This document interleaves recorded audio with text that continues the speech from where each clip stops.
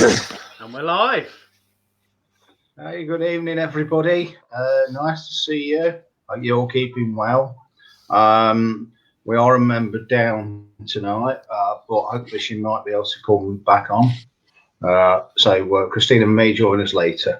If not, then we will fill in for her until next week. I'm sure we'll be fine. So we're welcome along to the regular crew. We've got Glynn on tech.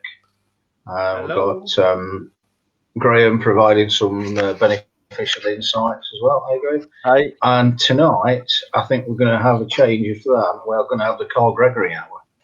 I think because tonight Carl's going to shine tonight. Because we've got talking about scientific analysis.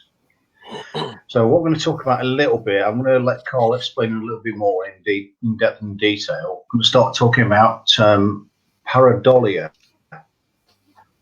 So we've talked a lot about spiritual things like that, but also on the investigations and in general, what you're going to find is a lot of things can be explained in a natural occurrence. So what I'm thinking now is Carl's more scientifically minded. So what we're going to do is we're going to give him the chance to shine and explain things. And also going to come in with a different view, and hopefully you can interact with us and we'll all interact with you at the same time. Be interested to see what you think. So without further ado, I'm going to hand this over now straight to Carl and say, you're going to talk about your is everything paranormal? Yes or no? And pareidolia, mate. So over to you. Stage is yours, mate.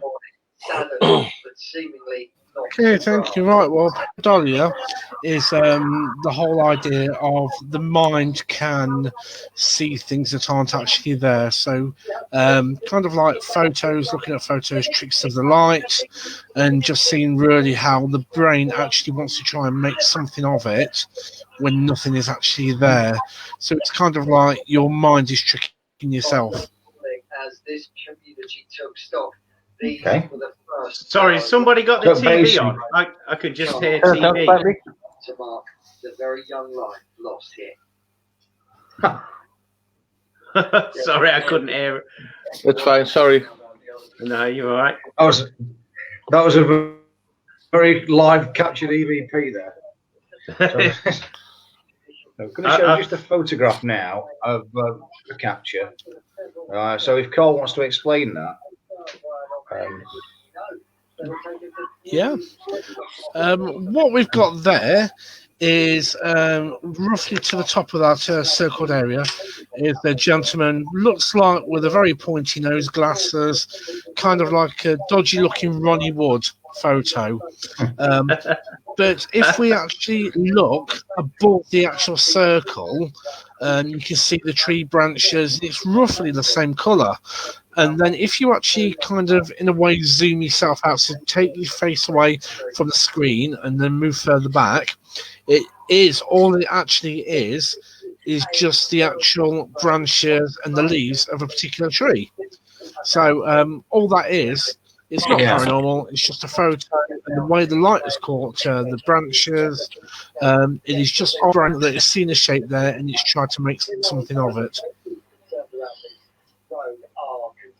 Right, yeah. So looking at that, a lot of people would say it is paranormal, all there's a face there and things like that.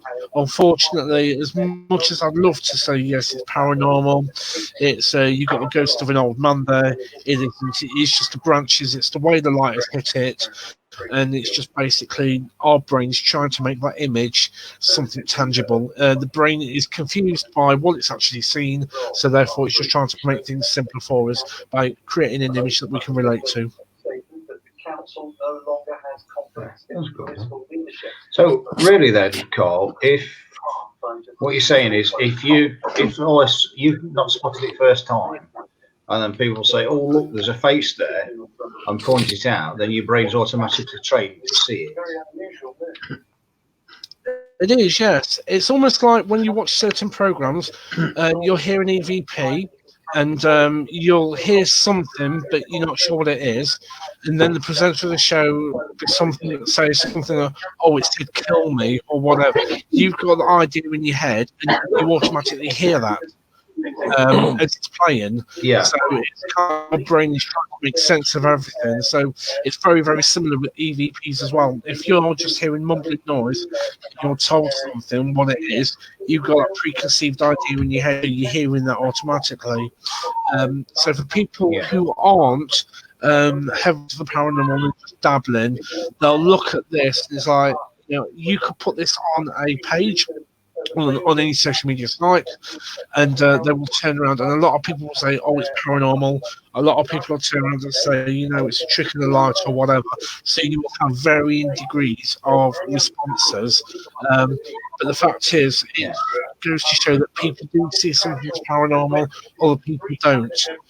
So whilst, it is viewpoints, my view on this is that it's paranoia because it's just a brain interpreting that as an image. Yeah. Have you come across much of that in your line of field, your line of work, Cole?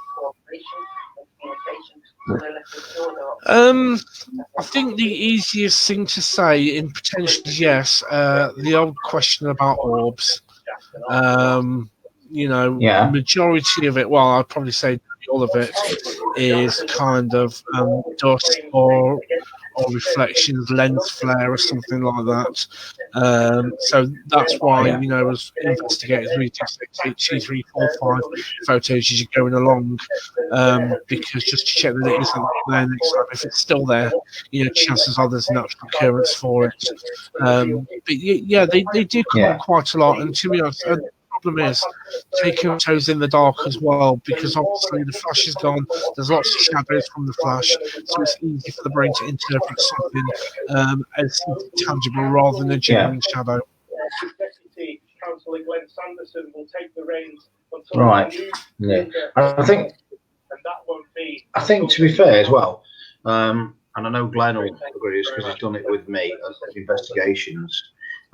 We like to go in completely blind on certain investigations, because I think that's also when you get like, shall we say, a public night out, just randomly saying, if you go, I don't know, to a museum or something, say, I don't know, the Gallery of Justice, and people say, oh yeah, there's a man that's been seen walking out of this condemned cell, or there's a shadow that's always seen in this corner. Now that's already implanted in people's minds. So technically they're looking for it. So not for everybody, but somebody is guaranteed to see that, I think, that night. The government has extended because it's already been implanted in their mind. I agree. Yeah, definitely. It's one of them things like you've got people who are trying to hone in on their abilities of being a medium. This, unfortunately, give them preconceived ideas that there's something there. So obviously, they're slowly building into mediumship, working out, getting stronger. Then they may actually not see this because they want it to. So therefore, it can give out the wrong signal, so to speak. Yeah. Tonight's program. Yeah. Like you say there, Glynn. Like you say there. I mean, prior to going on investigations, I don't like to do any research at all, other than where the address is of the location.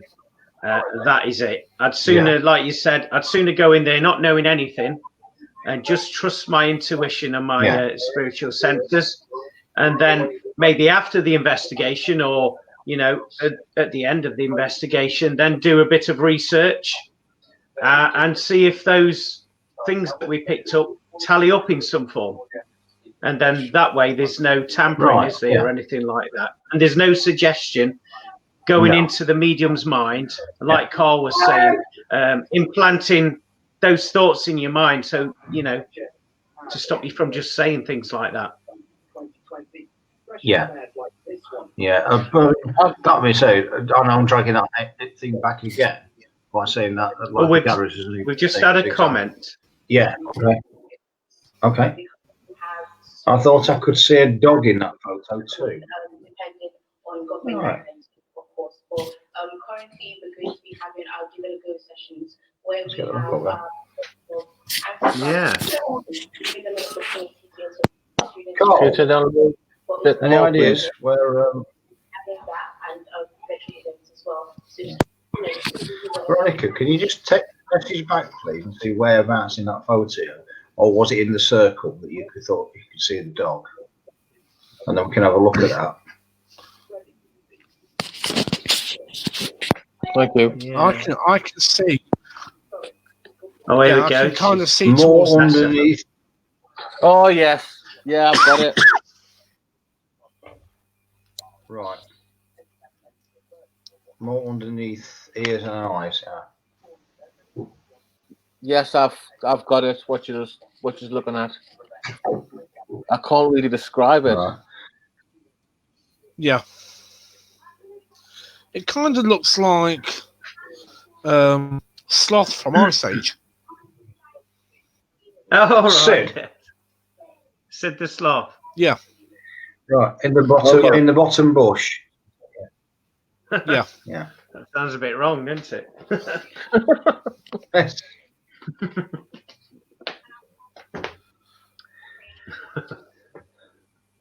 Yeah.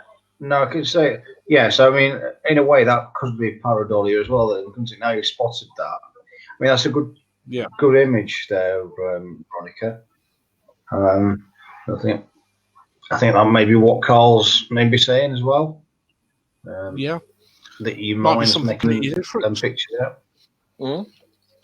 But the thing is, when you look at that picture, what you see is like a man's face.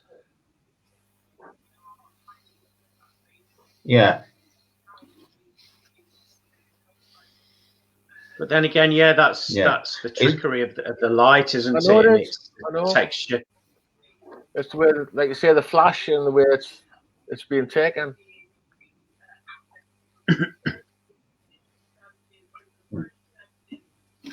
Oh, we've got another message here from Veronica. Oh, yeah. And is that Alsatian? Alsatian type dog. Alsatian type dog. Yeah. Definitely over to Carl. Yeah, I can see what she means actually in the nose, definitely. She's got the elongated wolf-like nose. Yeah. Right. Sorry, I'm just looking at the bigger screen of the picture. Yeah. Well, thanks for that, Veronica, getting engaged like that. We do appreciate that. And by all means, keep joining in. That's what we like. We like that interaction with you all. So, and if you have got any encounters or stories that you want to share with us that we can share on air, then please do so. We encourage that. So thank you. Yeah, thank you very much, Veronica. Graeme, what's your thoughts on the photograph? Well, like I was saying earlier, I mean, it's pareidolia. You've got I'm just looking at the big screen. You've got the flashlight on the bottom left-hand corner, but there's not much of it actually on the bush. Yeah. But yes, it's the light still reflecting onto the bush from the grass, and it does look like a man's face.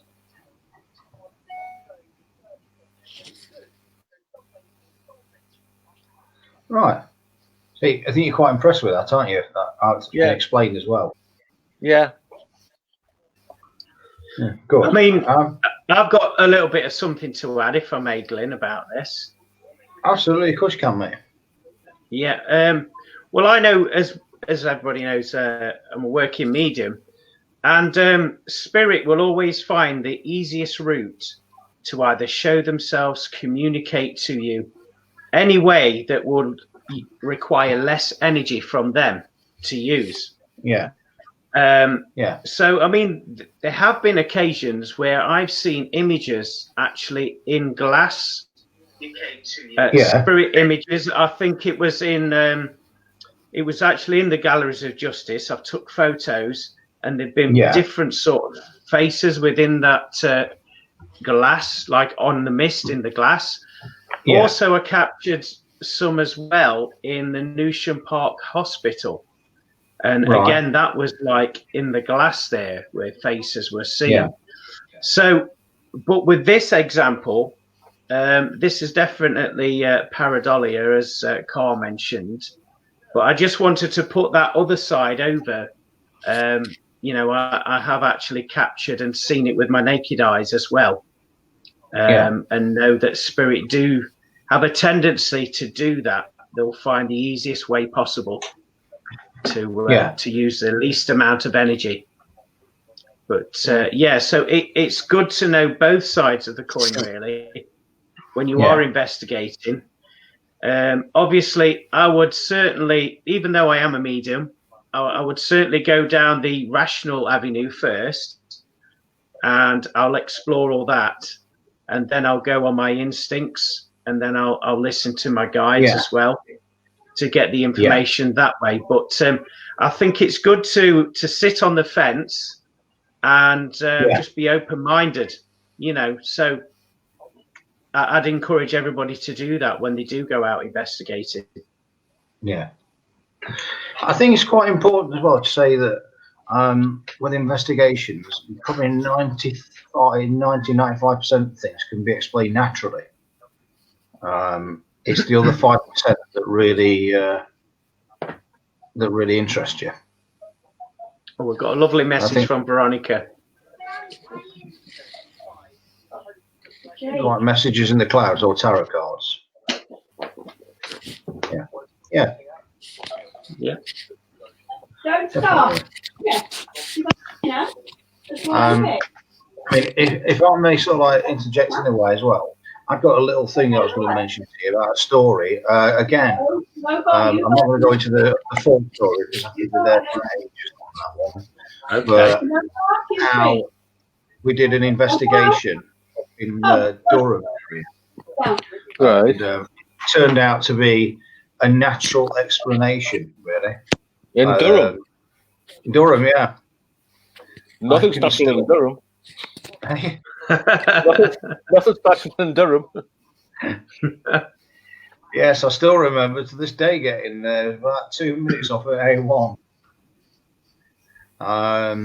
We got called up because this guy's having some problems, and he was basically desperate. He was frightened to death, this guy. He'd basically, and I hate saying this, but he'd been suckered by a false medium, and who was charging him money to come in and supposedly clear his house, and telling him there was all this bad stuff happening in his house and things like that, and it's terrible, and his family were threatened, and the guy was in a mess. So we went up. You know exactly where I live, don't you, Graeme? Anyway, which area? So it's about 2.5, 3 hour journey up the A1. Yeah.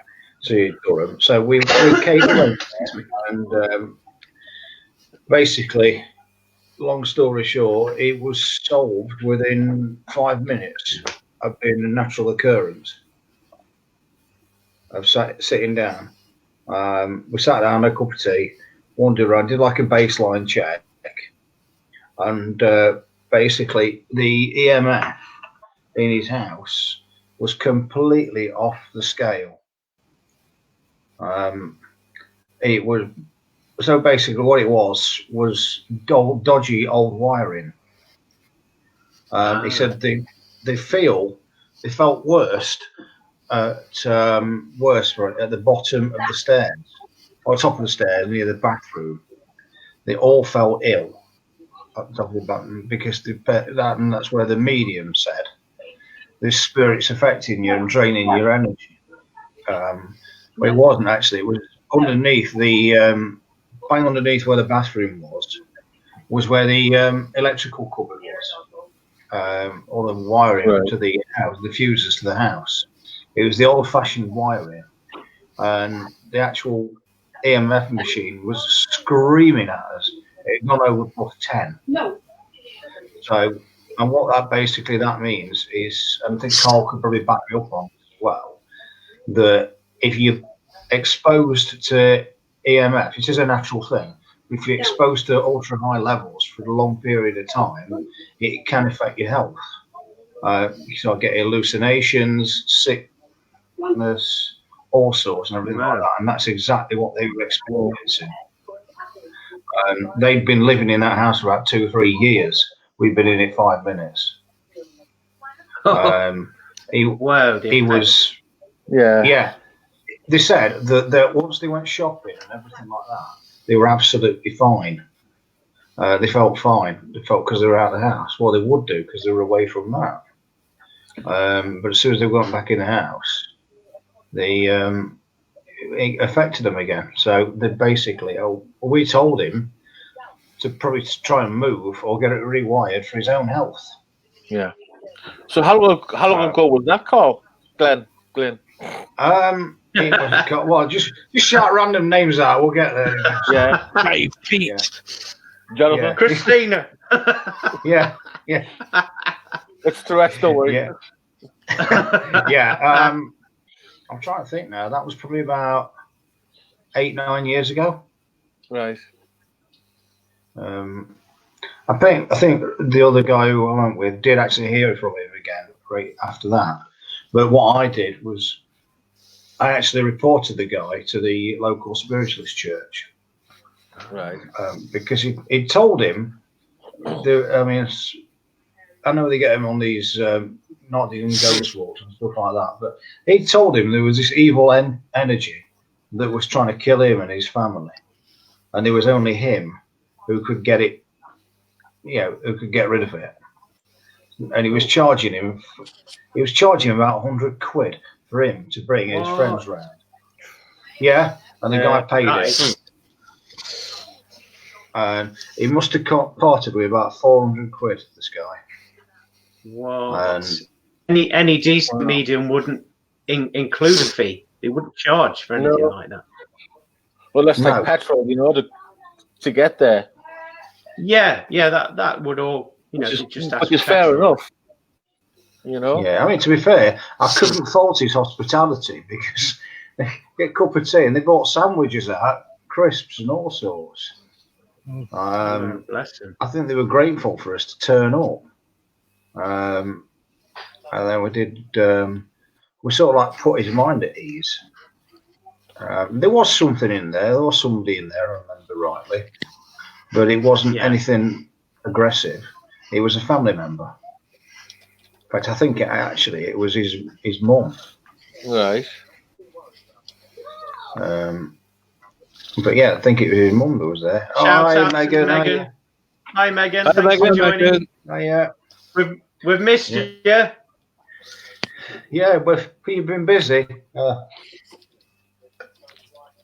So I managed to put his mind at ease, and we managed to get some little bits of information about his mum, and then I spent the rest of the night actually telling him how to protect himself, because he was sensitive to spirit, and he'd never heard anything about opening up and closing down or anything like that. So I spent some night time actually telling him and teaching him about the prayer and stuff like that, and trying to help himself. And he was so grateful for us to turn up at the end of the day. But then again, like I say, that goes back to the original thing here. Not everything is paranormal. No. True. So you've got to like think logically and think, where's this coming from? What is it? And how is it? How is it affecting you? And then go down to the root of spiritual. Yeah. There's a reason for everything. I'm going to quote now Richard Felix.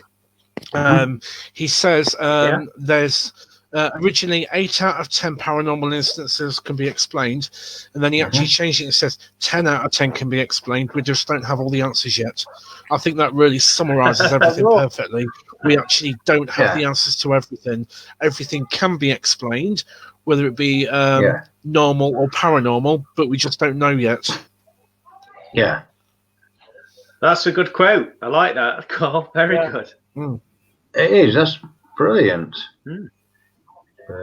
I think he was grateful. So I think, okay, we went to do the paranormal investigation, but the fact that we were there able to identify something on a natural format also helped him. And then he'd text back and he said, "I've had the best night's sleep I've had in years." Oh, fantastic. And did he get his wiring changed as well? Did he get that sorted? I don't know about that. I think he said he was going to try and sort it. So we just said, like I say, I saw Carl nodding there that it is prolonged periods of exposure does affect your health, and it can cause you a serious illness. Oh. So, but so I thought that was a quite interesting story to put in tonight about. Yeah, good share that Glynn. Yeah, thanks, mate. So, I think what we're going to talk about now is we've got like a video to show, haven't we, from a couple of weeks back when we went to the gas lamp in Louth. That's right. A little bit of a plug for them there. So, what it is, we're going to show you a video of the build-up to it and an actual event that actually happened. Now, I don't think either Graeme or Carl's seen this, so it'd be interesting to get both of their views on it. You haven't? Not yet, I haven't, no. No. Be interesting to get your views on it, and also people watching, to see what your views are. Me and Glynn are still debating it. Yeah. Now. Can I just say the backstory, Glynn? Would you mind if I just said the backstory? Yeah. No, absolutely, mate. You go ahead. Excellent. Go ahead with it. Well, what it is basically, we was at the gas lamp. We was doing an investigation there. We was having a look around the building. There was 3 of us that were mediums there, and we was linking in with spirit. Was getting a lot of evidence, a lot of information, and anyway, we moved from the brewery area of the pub, and we moved into a different location down the corridor there into the office area. And upon chatting away and picking up other information, we heard barrels being either pushed over or knocked over, and it made one hell of a racket and a clatter as well. And so we all went running in to investigate. And a few of us were picking up information there as well about the spirits that potentially could have caused this incident. But it wasn't until after I reviewed the footage, I noticed that before we left that brewery room there, we noticed that Glynn was leaning on a stack of barrels. We was chatting away, to the owners there, and then he took his arm off of the barrels, and then I noticed that Louise just adjusted the barrels so that they were stable.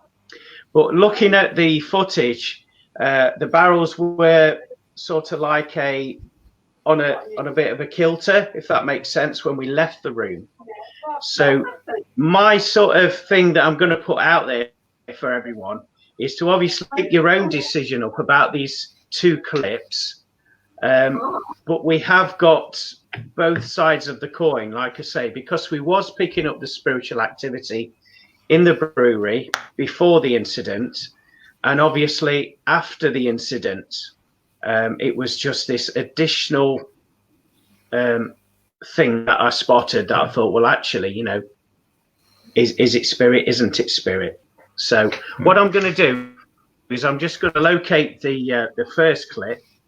I'll just get this up, and hopefully I can get the right one. So just bear with me. Hopefully I've got no. That's the second. That's the second clip. Let me get the other clip. Hold on a minute. That's a good start, isn't it? Right, where are we? And shall we do a dance, just like fill in? Yeah, just have a little song and dance. I think this is it. I've prepared the clip, but oh, do you know what? I've done it again. Hold on. I'll do it one more time. I have got the clip. We've got Facebook user saying hi, and another one saying it's nice to see. Nice you can share this. So here we are. Whoever Facebook user is. Right. So I'm going to play this clip. This is before we left the brewery, and this is the clip I mentioned where you was leaning on the barrels, and it was just adjusted. So I'll show this bit. Okay. Here we go. Okay. Stuff, which is like weird. So I don't know whether you what. Oh. Can you hear any audio when I played that there? A little bit. A little bit, you could hear it. It's low. Right, sorry, I'll carry on. Let me just see if I can turn it up. I look like I was using the force then, isn't it? But I know that we do get a lot of footsteps and we do get a lot of movement in the cask room. So I think there's a lady around as well, and I think she'll come forward more as we move on. Her name's Irene. Right, can I? Might be interesting there, Glenn. Sorry. And also, like, right. Glenn, can you freeze that, mate? So. Yep. Yeah. The reason I said to freeze that is because if you keep an eye on the barrel that's just where in between me and Louise, that's the barrel that we're actually looking at and paying most attention to. It is. That's right. As you can see, it's on a bit of an angle there as well, so it's not completely straight. I'll just continue to play the clip, and you will see Louise adjusting it. From a scientific or experimental point of view, might be worth doing a bit of a trigger object experiment in the cask room. Like drawing around something on a piece of paper, or like something that you could actually and then photograph it, just to see if it does move. I'm not saying fly off the paper because it wouldn't do. That somebody would literally physically pick it up then. But if it actually moves out of that area, it's like a trigger object. If that's where you hear a lot of walking, might be just interesting as an experiment, just to try that and just see if anything does actually. Invite them to move it, and you just like set a time limit. One day or a couple of days, every day, just have a look, hopefully, just to see if it has actually moved. Yeah, it was really weird because it used to happen a lot. Yeah. And it got to the point where I was actually, I was a little bit nervous to come upstairs because I kept thinking that there was physically somebody had sneaked up here. Right, so now I'm going to show you the next clip. Let me get this one up.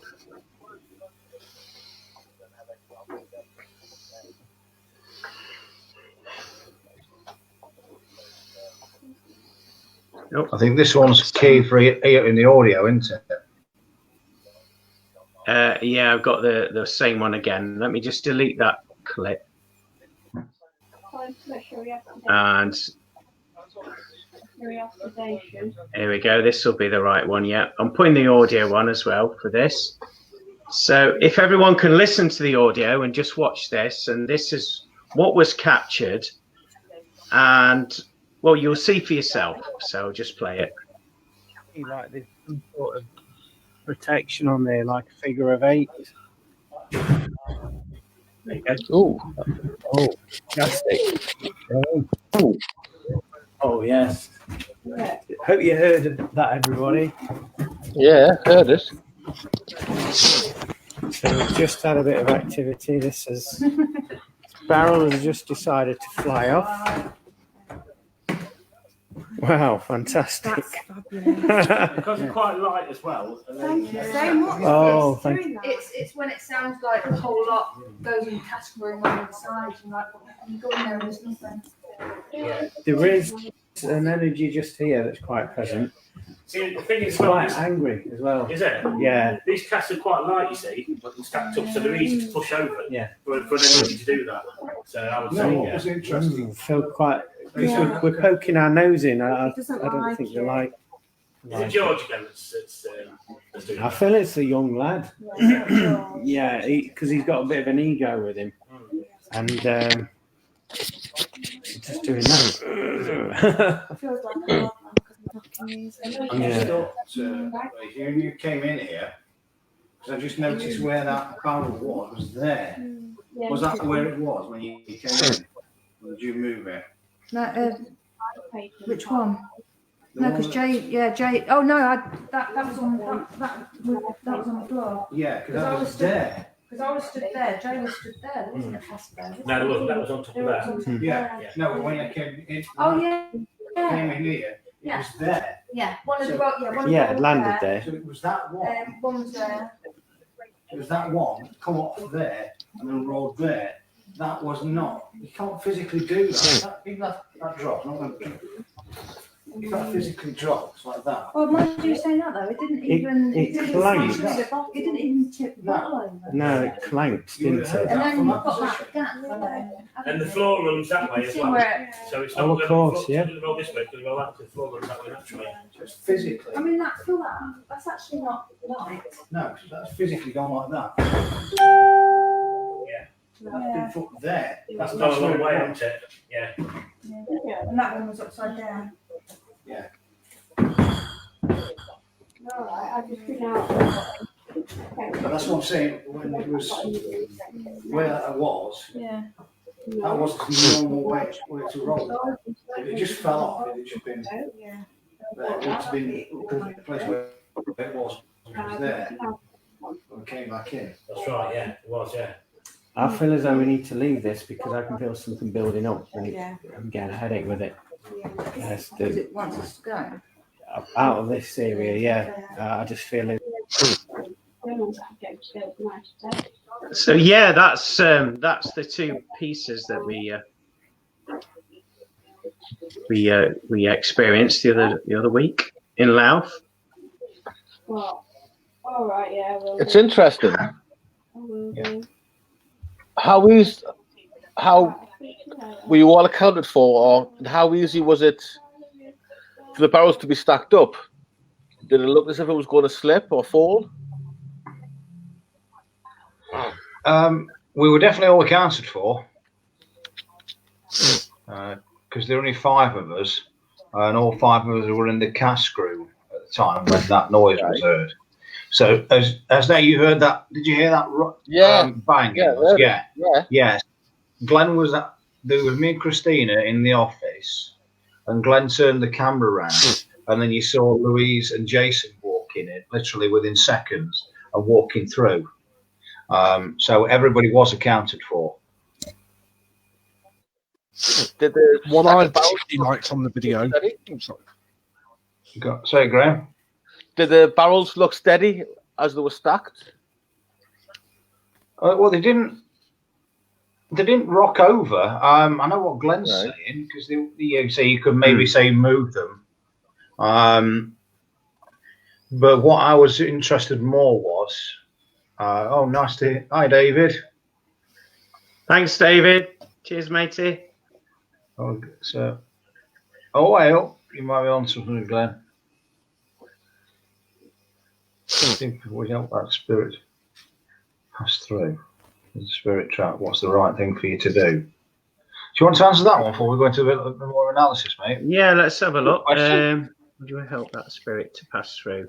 Is the spirit trapped? What's the right thing for you to do? Well, I would say on this occasion when we was there, it felt like these spirits wanted to be there. They didn't feel like they was trapped. There was no frustration there. They just wanted to be recognised. They wanted to be their story to be shared, which we did on the live feed, which you can see. You'll find that on our timeline on our Facebook page here, or you'll find it on our YouTube channel. But yeah, in this particular case, I wasn't feeling that inclination that these spirits were trapped in any way. They just wanted their story sharing with everybody. They just wanted that attention, I feel. So I hope that answers your question there, David. Thanks for putting that out. It's a good question. I think you do. Yeah. Yeah, so you're a fish off, Graeme, you're saying, mate? Yeah, did the barrels look steady? To me, they did, but yes, I did knock them. Yeah, but because they were empty. But to me, they're sort of like slotted in. Yeah. Okay, I've got a bit more from David again. So the barrels actually slotted into each other. Yeah, slotted on top of each other. Right, fair enough. I just wanted to clarify how easy they were to stack, and if they're like slotted in, like you would like put a cup on top of another cup. Right. Well, like I was showing in the first video, as you could see, Glynn was leaning on it slightly, and then he adjusted the barrel. And when he adjusted it so it sat better on the barrel beneath it, to me, it looked like it wasn't like level like that. It was a slight angle. So that's what put it in my mind, you know, this particular incident and case, we can see both sides of the coin, because we were picking up spiritually that there was activity there before and after we left the room. Yeah. But reviewing the footage and seeing that in the mix, you know, I think it would be wrong of us not to bring that up and, you know, and to analyze that fact as well. So that's why we thought we'd share it on tonight's show and put it out there to you guys and obviously everybody that's watching it to make their own minds up, really. Yeah. Carl, what are you going to say, mate? Yeah, one of the things that I was looking at in the video is I think a lot of new investigators can take advice from this, is you immediately went to look for what could have caused it. What natural occurrence. She was looking at the state of the floor, checking if there was any vibrations around, obviously because it's a pub, it could have the chillers in there. So, you know, you was looking for a logical reason as to why it could have fallen over. Obviously, you've identified the fact that Glynn moved it and that could have happened. But again, that's giving both sides of the tale. And like Glenn said, it's leaving up to the audience to decide for themselves. Obviously, it's a heck of a lot harder for us. We wasn't there, so all we can do is look at video footage. You know, so obviously we weren't there to check the environment out ourselves, so we can only go on the information that's been provided. But I think it's a really, really good idea of actually on an investigation, and I know it's what we do intrinsically anyway, is look for a logical reason and why it could have happened. Try and look at all points of view, because obviously we said before, it may not be paranormal, it may be natural. It may have been because Glynn leaned up against it and moved it. It might not have been. You know, but the whole idea is looking at different viewpoints and different angles to actually see there could be a legitimate reason for it, or there may not be. Yeah. Okay. Would it be fair to say a spirit will look for the easiest way to make contact, therefore a must stacked? Yeah. I think it means misstacked and unbalanced barrel is an obvious choice. Glenn? Yeah, well, that is a potential. Obviously, with what I was saying earlier about the pareidolia, and like I was saying there, that spirit will take the easiest way that doesn't dispel too much of their energy to produce phenomena. So there is that potential, and I think that's why we're all kind of on the fence with this footage that we did capture, and so this is why we're throwing it out there to everyone. And for you to make your own minds up, really. I mean, but, you know, there was a lot of activity there. We did get direct communication with spirit, and we was picking up a lot of the residual energy of the building as well, the building's history, if you like, the story of the building. But, yeah, these were just points that we like to address, you know. So yeah, it's an interesting thing indeed. So thanks for that, David. But I think as well, Carl, towards the end of the video, I thought you said the way that it was, you were trying to find logical explanations for it. My personal theory, I was thinking the way it was stacked, because underneath, you know, I don't think you could quite see this, but there was like a crate with about a dozen glass bottles in it, right underneath where the barrel were, and we didn't hear that rattle at all. So my thoughts were, if that had gone, that would have at least rattled the bottles, and would have heard that. You'd have had natural vibration. Yeah, and from where the doorway was, where the barrel was, to where Louise stacked it again, to me, that was a heck of a roll in one lump, one bang. So, do you know what I mean? I think my personal account is, you got to say, you got to look at it logically. Yes, you have. We were doing that, and we're doing like scientific analysis. But my thought is whether it is, you could say you discount it, but for me, something did actually happen. Yeah. For the distance that that travelled, and from not having any vibration whatsoever, just a thud. It sounds to me like something did actually move them barrels. But that's my personal point of view. And we've got Glenn. I'm not on the bloody fence, Glenn. Yes, David. Bless him. Right. I've been told by my friend to leave you to give Channel 4. Tells me the barrel was the choice and was spirit. Okay, well, there you go. So that's interesting that you say you're making your mind up. Yeah, thanks for that, David. Thanks for getting involved. That's what this show's all about, really. You know, so thanks for that. Yeah. So, has anybody else got any other thoughts on this before we move on to the next thing? Me personally, no. I would love. We've got the open invitation to go back there, so I think it's we should take Jason and Louise up on that offer, and when we can all get together, investigate it again, and maybe have trigger objects. A locked off camera if we can do that, if that's possible, and get some audio recorders and go to town on it, because we do know there is activity there. So that's one for another date, I think. Yeah, definitely. I think it's worth. I think also you got Graham's probably got an idea now of how we do actually work.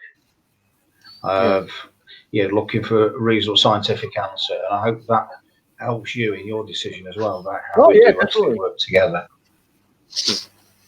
But I say you get a laugh as well, because also after that, at the end of that video, we do actually hear the some footsteps going up the stairs, as Jason and Louise are actually talking about their experiences, because we've catched that as well. I think we played that last week, which you said is very, very clear. We did, that's right. Yeah.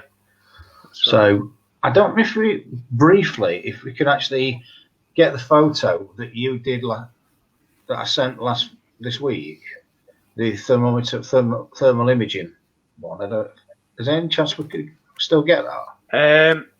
Not really. I haven't put it on the laptop, so it's going to be a bit difficult to grab onto. Okay, mate.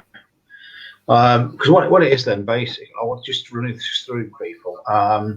There was a photograph I did post on the group pages this week, and the backstory to it. Yeah, the backstory to it was it was at a museum, an auditorium. People were sat on seats. They were just using a thermal imaging camera, just explaining how it used, because they were going to use that during the night for experiments and things like that. And right at the side of it was there was like heat sensors of people that were there in the congregation and the audience, but there was also a very dark blue like mass of a shape, which they say wasn't in the auditorium at the time. Now both me and Glenn have been there, and we know exactly where it's taken. We can actually appreciate that photograph. So hopefully you can maybe share that at some other later time with you and explain the backstory to it. But I think hopefully we should put that up, because I think it's a very, very interesting photo. Yeah, definitely. I've got another message. Yeah, I've got Veronica's been back in touch. Yep. I've got some Pop it on screen. door opening and shut. I can find that and send it to you, please. Oh, absolutely, Veronica. We'd love to that'd be see spot on. Thank you for that, Veronica. And would it be all okay, Veronica, if we did actually put it up one day and show the people? I mean, you'll definitely get the credit for it.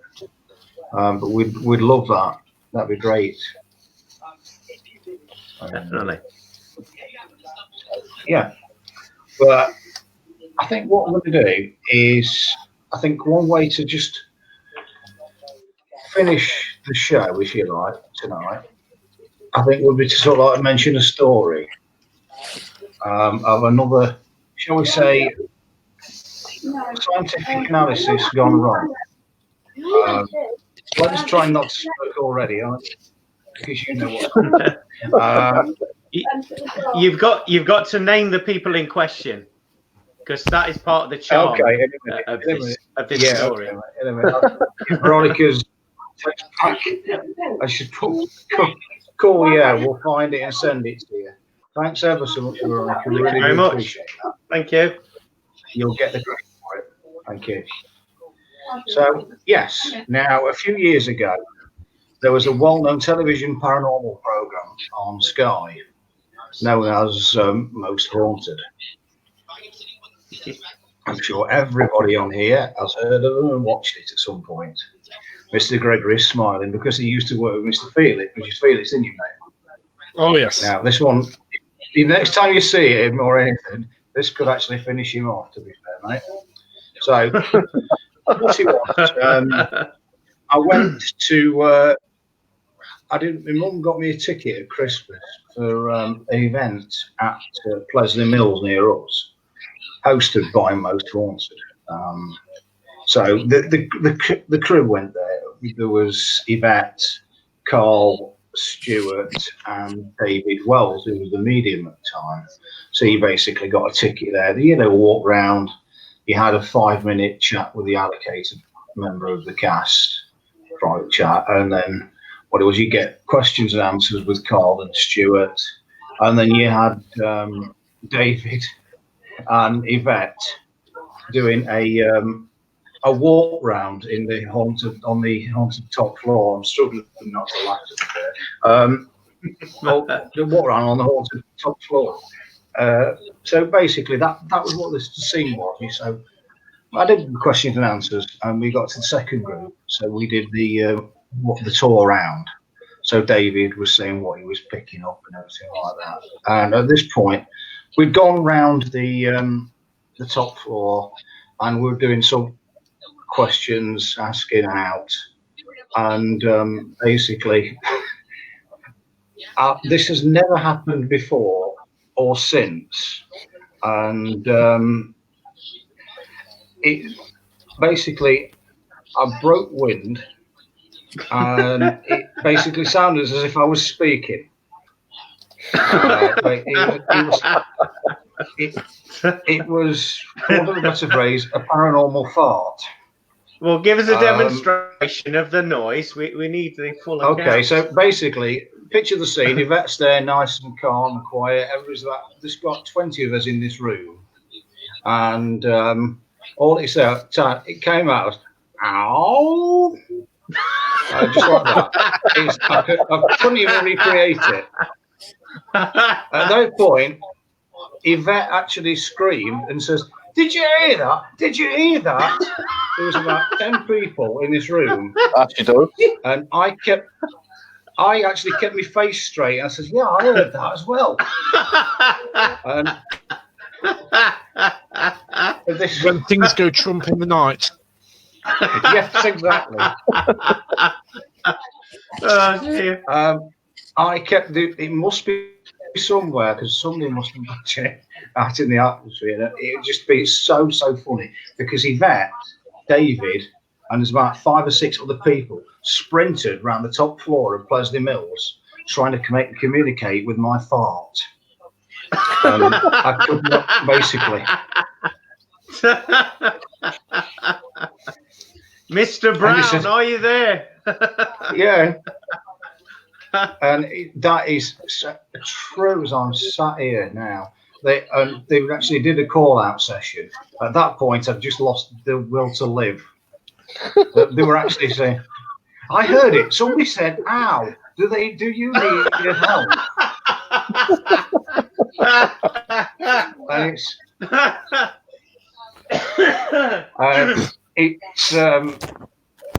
it really is. It's a claim to fame.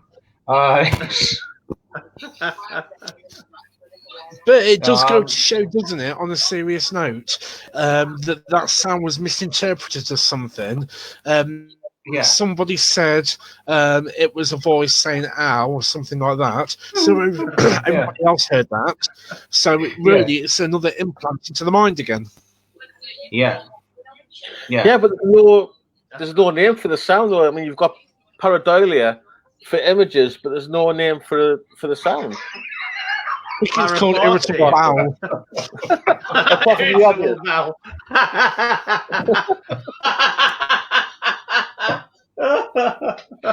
Too much Guinness. Yeah.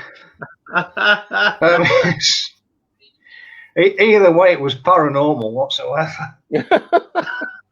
Yeah. I bet you was your face was as red as anything, wasn't it? Yeah, I said it was hot. How did you keep that poker face when you dropped one in front of Yvette and the team? Well, I think to be first, start off with, I was shocked. And then when it dawned on me, there were about 10 people convinced they'd heard this random EVP of somebody shouting out. I thought somebody had been a former mill worker trying to actually communicate with them, wanting help. And I don't know how I kept my face straight, but I just did. And I heard that as well. That come from that direction, and that's when they all run off.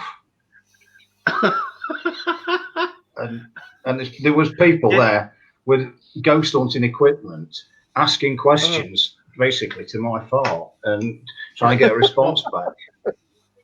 Did any of them say, can anybody smell sulfur? I think it's evil. No, they didn't. But I mean, that was it. Probably, it was genuinely one of the funniest things that ever happened. So, as you said, Carl, scientific analysis of that it was a very natural explanation in a way. Although it frightened the living daylights out of me, to be fair, as well. That's it. All I can say is just imagine you sneezed at the same time. That would have scared you more. Well, yeah. They've still been cleaning up now. But things go pump in the night. Yeah. So the next time anybody watches Most Haunted on the telly, you're not going to get that out of your mind. No, you're not. No. Ironically, it goes with the video, doesn't it, online of Most Farted? Yes. Yeah. Oh, there I is, could have been on it. Oh, that's quality, that is. That's a must-watch. I could have been on there. Yeah. I could have had my own section on it. Yeah. Yep. So, yeah, but as you say, it's implanted in the mind. People thought they'd heard a genuine cry for help, and in theory, it wasn't. I would have been crying for help. I think I needed some help at the end of it, but yeah. But as you said, everybody's interpreted that as a voice, and then that's where it's led from. Yeah. So I know it's all like lightened up the mood, everything there. I just think, yeah, and it's on a smile, but as you say, not everything is paranormal. Just think about that. Yeah, we've laughed about that, but on the video, you do it scientifically. You analyse things. You go back to the photograph.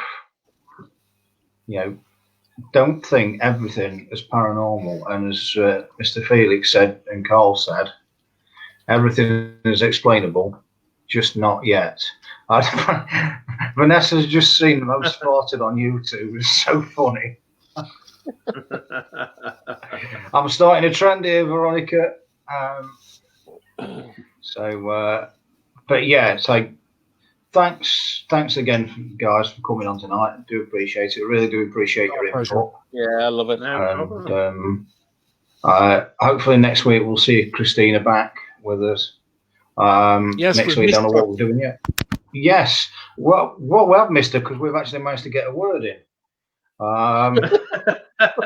We've missed that charismatic laugh that she did on last week's show. Yes. I can't do it.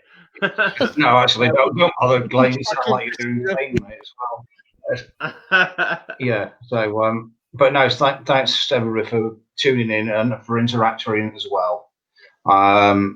The show, yeah, we do the show, but it's also about you. So I hope you've enjoyed it. Take care, guys. Stay safe, and we'll see you next week. Bye-bye. Bye. Bye. Bye.